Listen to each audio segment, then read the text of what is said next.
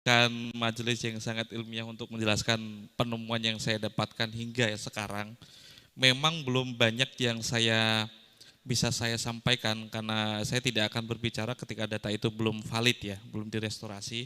Kali pertama saya berterima kasih kepada Gus Hasan dan juga kaget saya ada pengadilan agama di sini tuh mau ngapain gitu. Kaget sok KUA mah masuk akal ya, pengadilan agama mau ngapain. Perwakilan dari MUI juga tadi ada Kementerian Agama, dari sahabat Ansor, mahasiswa dari STI Al Maliki, mahasiswi juga, dan beberapa kampus lain juga ya. Gitu. Saya minta tolong presentasinya gimana ini? Apakah tidak ada presentasinya? Proyektornya nggak ada. Sudah saya serahkan. Bisa ditayangkan ini Mas Samsul? Bisa. Tolong ditayangkan. Saya pengen biar bicara ini tidak monolog. Saya senang sekali dialog. Semoga ini tidak di live dulu karena khawatir kena UITE. Saya tuh berupaya untuk mendialogkan ini kepada Kiai Imad itu sampai 2 kali. 2 kali itu yang paling pertama ketika ada tawaran dari Habib Umar Asakov dari Palu kalau nggak salah itu untuk dialog, beliau kan tidak berkenan karena dia itu mau jika ada debat harus ada wasit yang fair gitu, harus ada satu orang pakar yang bisa menengahi antara beliau berdua. Akhirnya tidak, Kiai Imad nggak berkenan. Saya insya Allah hadir pas waktu itu, ya Kiai Imad sendiri yang memberikan badal, yaitu Kiai Khotimi, Ketua PWNU Banten kalau nggak salah itu, sebagai perwakilan. Dialog kedua pas waktu saya ke Jakarta itu saya berusaha untuk menemui beliau, untuk soal untuk mendialogkan langsung gitu. Rasanya kan kurang greget ya, debat kok di medsos atau di YouTube kan kayaknya gimana gitu. Pengen saya sampaikan langsung kepada Kiai Imad, akhirnya ada uzur juga. Mas Gus Hanif, penyambung saya untuk ketemu Kiai Imad itu kecelakaan, akhirnya nggak bisa ketemu. Tapi sekadar menunggu ini aja, proyektornya nyala, ini saya kasih prolog. Beberapa alasan kenapa saya terlibat dan jangan kaget juga jika nanti ada tampilan foto saya dengan Gus Fuad Pleret, Gus Fakih Wirahadiningrat sama Mas Sugeng. Karena beberapa orang yang saya jidal itu saya temui langsung. Ya untuk menunjukkan kepada jenengan semua bahwa ilmu itu harus didiskusikan secara langsung ya biar nggak jadi gosip gitu. Maka terakhir ketika saya bicara dan agak jengkel dengan Kiai Imad dan Kiai Abdul Rozak, saya bicarakan langsung karena saya belum menemukan satu integritas ilmu ketika satu buku bernama Al-Ghuror, karya Al-Khirid Ba'alawi memang, itu dibedah, ada pemerkosaan dalil lah, ada half truth di sana. Saya melihat tidak adanya integritas ilmu, pembicaraan yang seharusnya utuh itu dipotong gitu. Apakah ini masih lama proyektornya? Masih lama, oke. Saya pengen mulai dari gini, konten saya yang lalu soal apa yang menjadi rudut saya kepada Kiai Imad itu jenengan sudah bisa lihat di pamenjang kantor ya. Tapi saya tidak akan mengulangnya itu, tidak akan mengulanginya. Yang akan saya tampilkan sekarang adalah beberapa bukti historis dan logika yang dipakai seorang sejarawan untuk mengisbatkan seseorang. Di problemnya kan memang sederhana. Tadi ada satu nama problematik namanya Ubaidillah atau Abdullah bin Ahmad al-Muhajir. Konon tidak dicatat selama 550 tahun. Benarkah demikian? Nah, sejak awal banget ketika cekcok ini muncul, saya mengkonfirmasi bahwa minimal 400 tahun atau 300 tahun itu tidak tercatat. Satu orang yang mencatatnya, ya semoga nanti bisa tayang ya.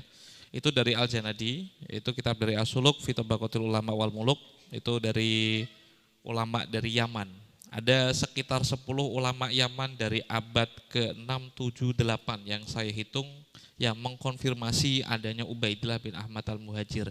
Minimal yang saya bawa hari ini adalah bukti historis dari susunan fragmen mencari seseorang di masa lalu yang harus diakui tidak seperti bayangan jenengan semua, tidak ada pengadilan agama secanggih sekarang, tidak ada dukcapil di masa lalu. Makanya kita ngelacaknya itu harus tricky banget gitu. Mungkin halaman pertama mungkin langsung. Nah, saya berusaha untuk membawakan 5 tema dan paling mentok nanti itu ada isbat sekitar 566. 566 dikurangi sekitar 400 berarti 150 lah. Berarti Angka 550 tahun yang ditawarkan oleh Kiai Imad sudah saya tawar menjadi 150 saja, 150 tahun saja itu mentok. Tuh, yang kedua, lanjutkan. Adminnya di mana sih? Oh, di sana. Oke. Next. Saya berusaha mengawali dari bagaimana cara ulama nasab mengisbatkan nasab ya. Nanti itu saya berikan insight betapa pentingnya sumber sezaman. Jadi ada musalamat antara saya dan Kiai Imad bahwa bukti sezaman itu perlu. Kendati pun demikian, saya fokusnya ada di sejarah, kajian historis dan akan mengkritik apapun yang bisa dikritisi dari kajian historis. Nah, untuk ulama nasab ternyata memiliki kaidah ilmiahnya sendiri. Mereka memakai kaidah tasamu atau syuruh istifadoh, bisa dilihat ya. Ada 4 macam paling tidak, berarti kan catatan dari keluarga yang sahih. Terus yang kedua syuruh istifadoh atau biasa dikenal dengan tasamu, bisa didengarkan kayak Gus Hasan ini bin siapa semua orang di Bondowoso mengerti. Dan itu adalah yang dimaksud dengan surah wastifadoh. Surah belum tentu istifat dan mustafat belum tentu surah. Keduanya bisa jadi berbeda, tapi salah satu di antara keduanya bisa sahih untuk mengisbatkan nasab.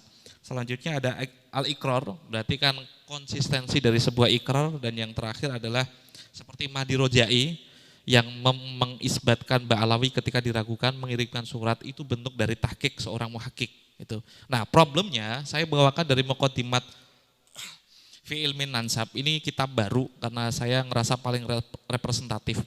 Kenapa ada gugatan seperti Kiai Imad gitu? Karena jika syuhro wastifadoh itu berlaku sepanjang masa, kenapa orang yang dikenal sebagai anak dari leluhur dari seorang mujtahid mutlak bisa sampai tidak tercatat? Jika syuhro wastifadoh itu dikenal, kenapa nampaknya tidak pernah sekalipun dinotis oleh ulama di masanya? Jika syuhro wastifadoh itu berlaku sangat umum, kenapa tidak ada satupun bukti bahwa dia itu ada? Itulah kenapa Kiai Imad itu bertanya-tanya, sebenarnya Ubaidillah bin Ahmad al-Muhajir ini benar-benar ada atau tidak gitu. Makanya di redaksi yang selanjutnya ya, ketika ada bukti yang dimaksud dengan bainah sorihah, Kiai Imad memiliki definisi yang berbeda dengan saya. Asyajur al-Barokah beliau anggap sebagai bainah sorihah. Bainah sorihah itu bisa dipakai untuk mengibtol nasab. Jika memang kemutawatiran misal Gus Umar bin siapa itu udah syuhro wastifadoh, ketika ada bukti sahih seperti keluaran Dukcapil mengeluarkan Gus Umar adalah bin orang lain, itu bisa membatalkan syuhro wastifadoh. Begitupun sebaliknya. Nah, slide yang kedua, saya ngasih satu contoh lagi bahwa mengibtol nasab itu bukanlah, selanjutnya Kang Admin. Nah, ini bukan berusaha untuk menambahi perkara ya. Bani Qatadah itu kan sahih. Banyak asrof di Al-Hasani di Mekah. Salah satu ulama sezaman sekitar 565 itu membatalkan nasabnya. Jadi perkara ibtolun nasab itu bukan perkara yang baru gitu maksud saya. Di Lubabul Ansab, Ibnu Funduk itu sekitar 566 itu membatalkan salah satu datuk bil ittifaq.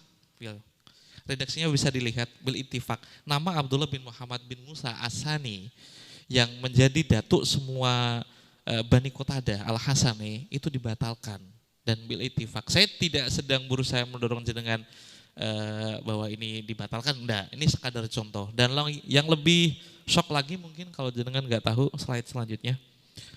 Saya dapat manuskrip dari Imam Safaroni, seorang ahli nasab sekitar abad ke-8 atau ke-9. Bisa dibaca. Kira-kira siapa tokoh yang sedang beliau batalkan nasabnya? Syekhin Abdul Qadir Al-Jailani. Gitu.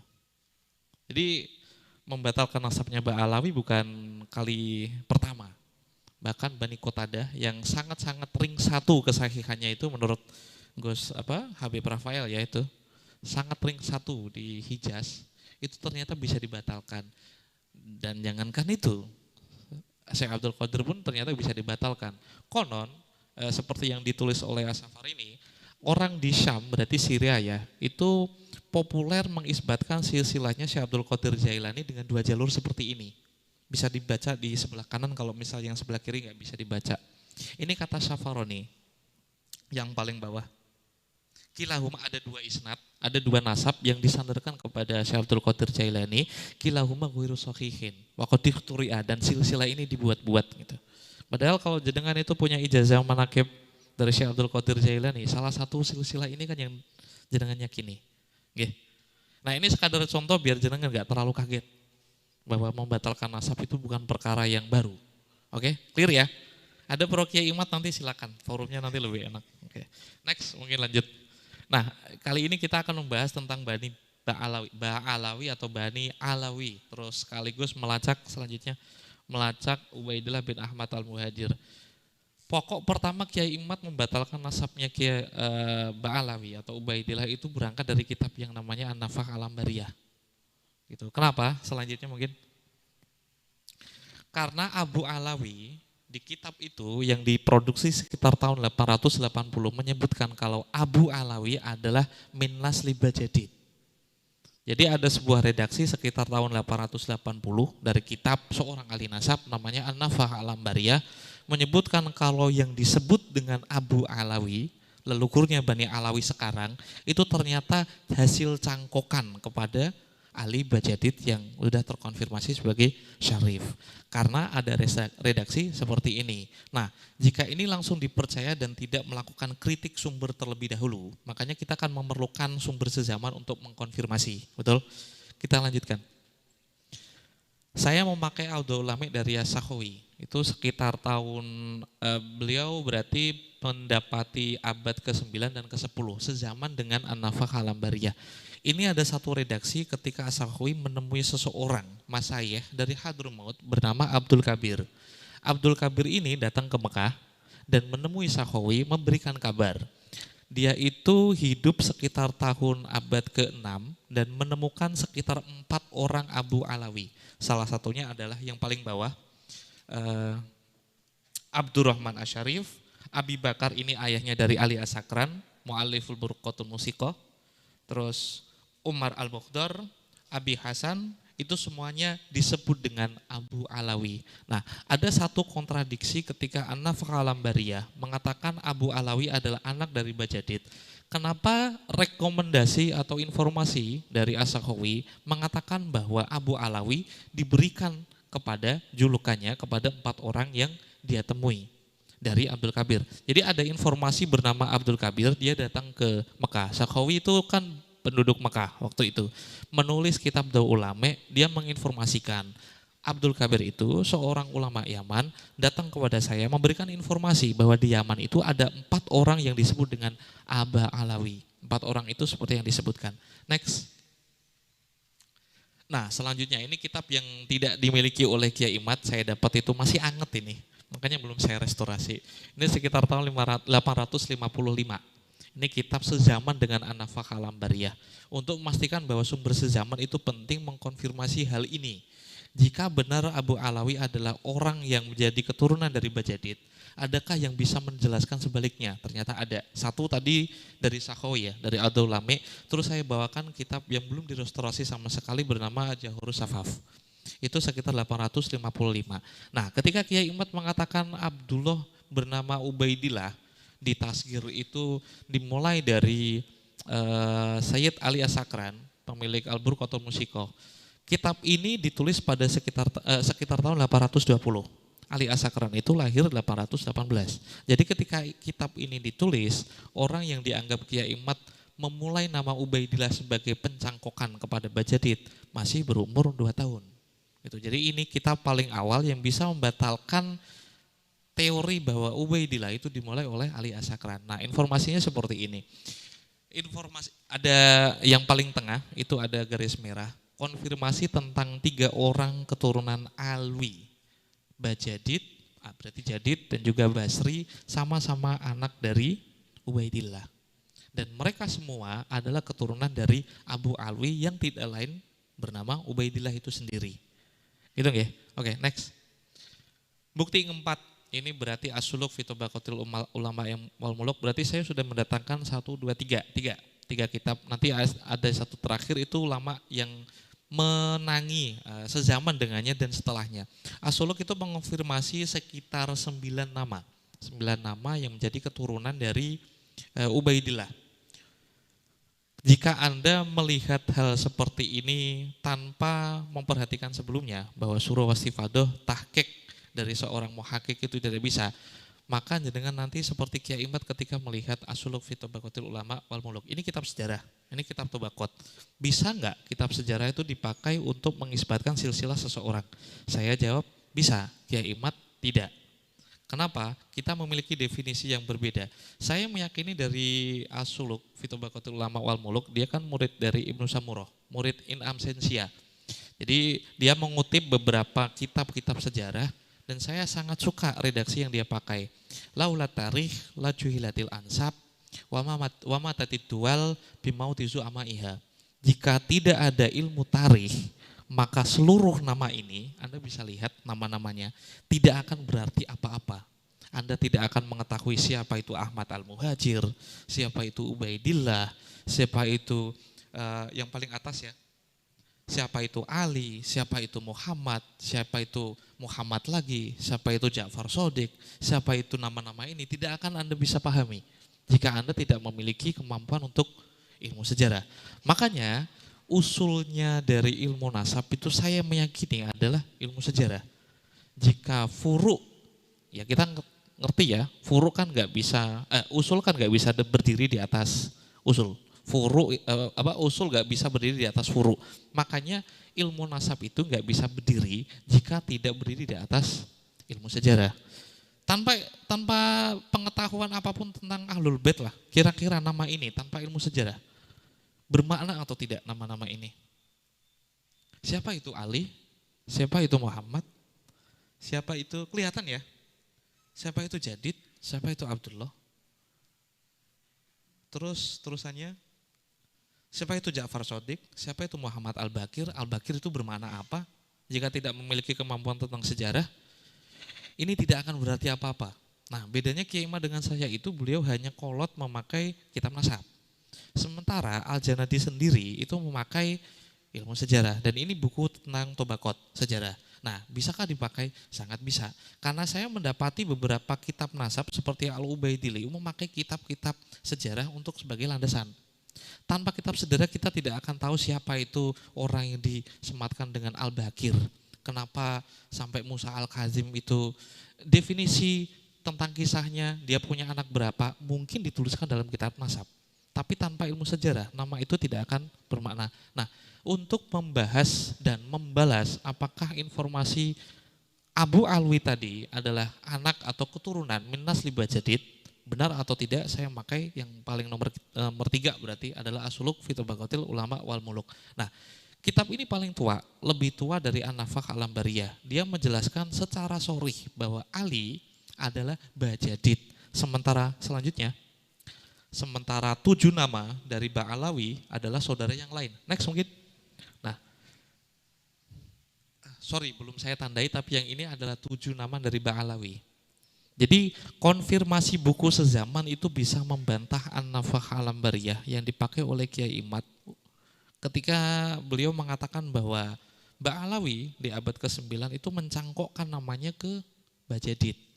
Jadi konon menurut klaimnya Ba'alawi itu, Imam Ubaidillah punya anak 3, yaitu Alwi, Jadid, dan Basri. Dan Kiai Imad mengira dan menuduh juga bahwa Ba'alawi, nama Alwi itu dicangkokkan kepada Jadid. Jadid itu pun hasil dari cangkokan karena muncul baru pada abad ke-8, yaitu dari kitab As-Suluk. Oke, next. Nah, ini kitab tadi 3 kitab sezaman sudah membantah dengan sangat sharih ya bahwa Abu Alwi bukanlah keturunan dari Bajadid. Nah, kebetulan saya menemukan manuskrip dan ini sedang direstorasi. Ternyata ada saktun nasakh, Jadi zaman dulu itu tidak ada penerbit. Orang-orang itu menuliskan kitabnya itu dikasih ke rentalan orang-orang. Misal Gus Umar punya profesi sebagai seorang nusakh, penulis kitab. Ya, dia dibayar untuk melakukan itu. Nah, kadangkali yang menasakh itu, yang menyalin kitab, yang menjadi nusakhnya itu kadangkali keliru menulis. Makanya dalam dunia sumber primer itu sangat penting biar jenengan tahu apa yang dimaksud, apa yang sedang ditulis oleh seorang mu'alif di kitabnya. Kadangkali kita tidak menemukan kebenarannya hanya lewat kitab versi modern. Perlu muhakik juga, cover kitab asli juga. Nah, di An-Nafa Alambariyah yang diproduksi sekitar 880 itu kelak nanti saya akan unggah dan saya akan buktikan ketika informasi Abu Alwi adalah keturunan dari Bajadid, itu adalah kekeliruan dari seorang penasak kitab. Jadi seorang pegawai yang menulis kitab itu loh, terus dikasihkan ke orang-orang. Kalau sekarang kan main enak ya, fotokopi, bisa dicetak 1000 eksemplar udah jadi. Dulu itu enggak, biasanya kitab ini ditulis oleh seseorang, dibayar, diberikan kepada orang lain, diberikan kepada orang lain, diberikan kepada orang lain. Di belakang sampulnya dikasihkan isnad. Saya mendapatkan ijazah kitab ini dari si Fulan, Kiai Fulan dari ini, tahun ini. Nah, dari sanalah saya bisa menemukan Bajadid dan Mbak Alawi dari bukti-bukti material. Kita lanjutkan aja lah. Ini sebelumnya. Ini bukti yang setelah dari An-Nafakh Al-Ambariyah. Bukti yang sangat faktual. Dia sangat sezaman dengan An-Nafakh Al-Ambariyah, tapi dia membuktikan bahwa Mbak Alawi yang paling merah ya, merah yang paling bawah. Bani Abad, Abu Abad atau di Hadramut bisa disebut dengan Ba Abad, itu ternyata punya kekerabatan dengan beberapa Bani Ba'alawi. Makanya saya tuh menemukan bukti historisnya ternyata bukan di Yaman, ya. Ternyata di Oman. Solalah berarti Kesultanan Oman sekarang. Nah, salah satu petunjuknya adalah ketika saya mencari siapa yang bernama Ba'abad ini. Ternyata mereka berketurunan sampai sekarang, menceritakan kisahnya, menceritakan hubungan kekerabatan dengan Mbak Alawi ketika di masa lalu. Dan dari sini udah ada konfirmasi kalau Aba Alwi bukanlah orang lain kecuali dia itu julukan bagi keturunan Ubaidillah. Dan Aba Alwi itu adalah kunyah yang diberikan kepada Ubaidillah bin Ahmad Al-Muhajir. Jadi sudah ada kitab 3 sezaman dan lebih tua dari An-Nafakh Al-Ambariyah dan yang sezaman. Satu kitab sezaman dengan An-Nafakh Al-Ambariyah yang bisa membatalkan klaim bahwa Aba Alwi mencangkokkan nasabnya kepada Bajadid. Oke, next. Terus ini saya presentasinya sedikit kok. Habis ini kita langsung dialog. Ini konfirmasi historis yang saya dapatkan dari bukti-bukti isnad. Next. Kebetulan saya temukan ini dari Oman, teman saya Abu Umar itu yang merestorasi. Saya dapat nama itu dari yang paling bawah, yang tulisannya nggak bisa dibaca itu. Ini bukti bahwa Bajadid itu mendapatkan isnad kitab Sunan Turmuzi dari Imam Al-Harawi yang paling kanan. Jadi Muhammad Bajadid itu anaknya Ali Bajadid, itu pada tahun 653 mendapatkan isnad dari Hasan bin Rasyid. Hasan bin Rasyid dari Ali Bajadid. Ali Bajadid ini mendapatkan isnad dari Muhammad bin Abdullah Al-Harawi tahun 591. Jadi sekitar hampir 150 tahun lah. Yang awalnya 550 tahun, saya tawar menjadi 150 tahun lewat isnad ini. Next.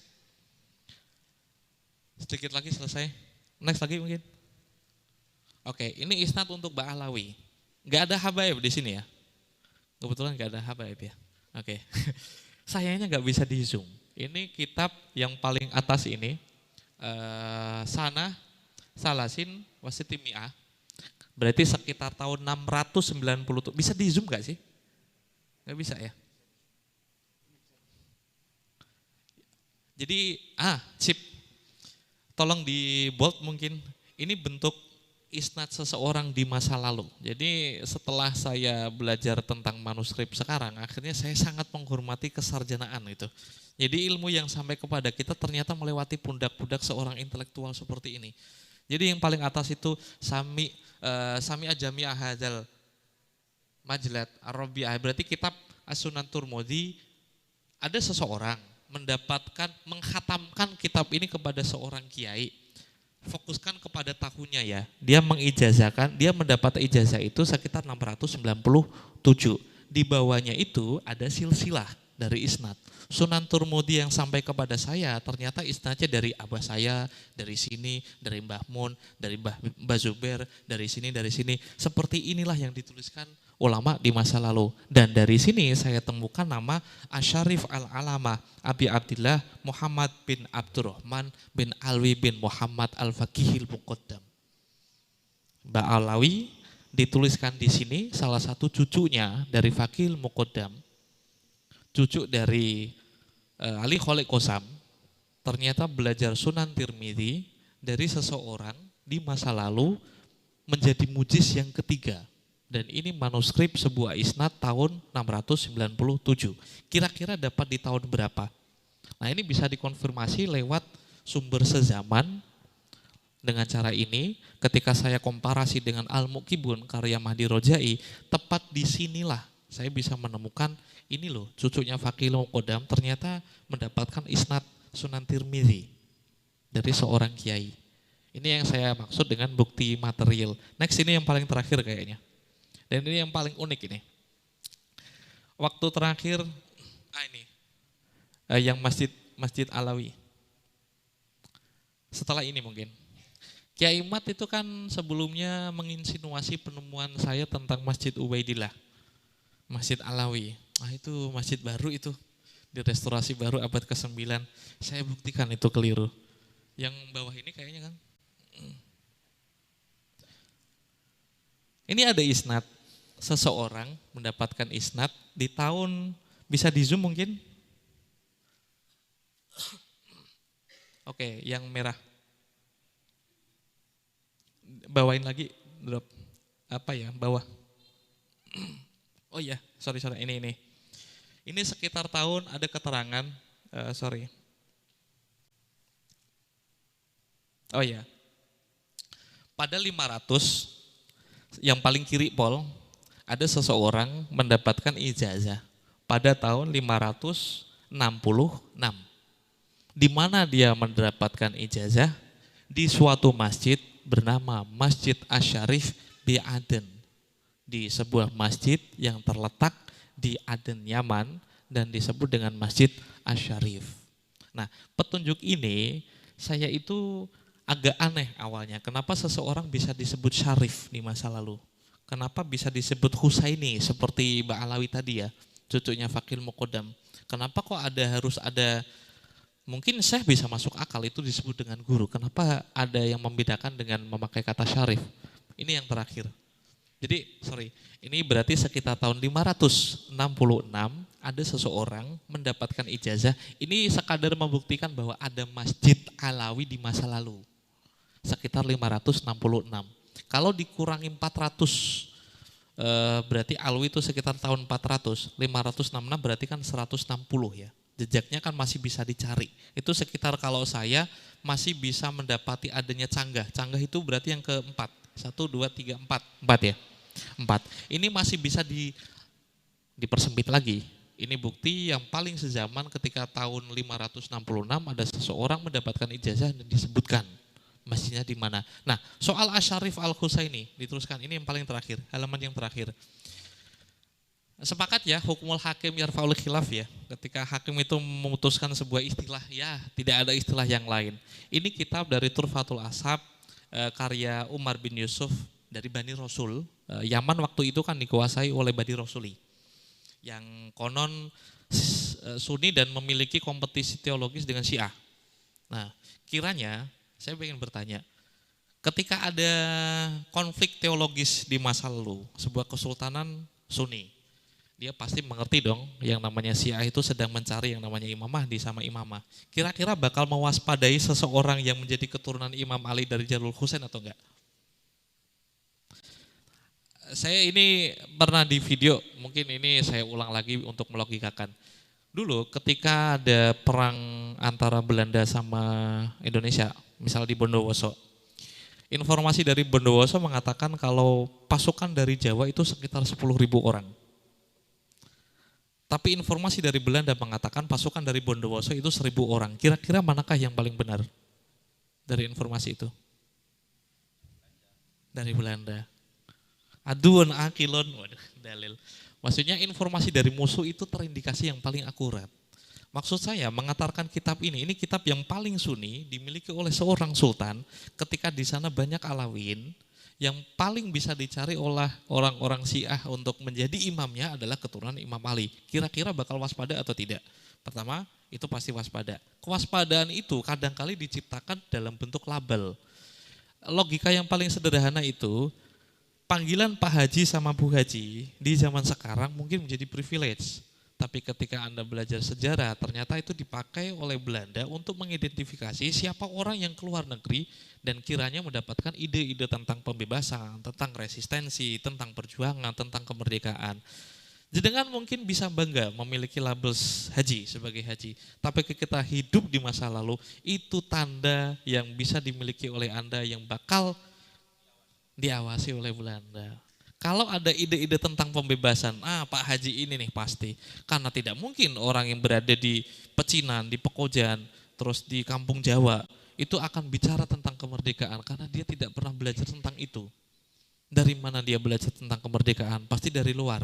Nah, Asyarif Al-Husaini dari identifikasi seorang sultan itu, I'lam Anna Syarifah, syarif itu saya pakai untuk menyebutkan dua tok. Jadi ada dua syarif di zaman itu. Ini sultan yang ngomong, bukan saya. Kalau dengar kata Raden itu pasti dipakai untuk kesultanan. Pokoknya keraton lah ya, keraton. Tadi di belakang ada Raden itu berarti gelar atribusi untuk keturunan ningrat di Jawa. Asyarif ini dipakai di dinasti Rasuli untuk mengidentifikasi dua hal saja. Keturunan Khalifah Ali dari istrinya Siti Fatimah itu disebut syarif. Ketika jalur dari Sayyid Hasan Al-Hasani, ketika dari jalur Husain disebut Husaini. Kenapa ini tidak pernah dipikirkan oleh seseorang yang mau meneliti isbat nasab dari sudut pandang historis? Padahal ini semua kan petunjuk gitu. Seorang sejarawan atau detektif itu tidak akan meninggalkan dan tidak akan melupakan hal ini. Ternyata ada Masjid Asy-Syarif bi Aden, itu ternyata bisa dilacak. Waktu itu yang disebut syarif adalah seperti ini. Jadi ini adalah konfirmasi bukti historis yang paling mentok ketika Kiai Imad mengatakan 550 tahun, sudah saya tawar menjadi 150 tahun. Terima kasih, cukup sekian dari saya. Assalamualaikum warahmatullahi wabarakatuh.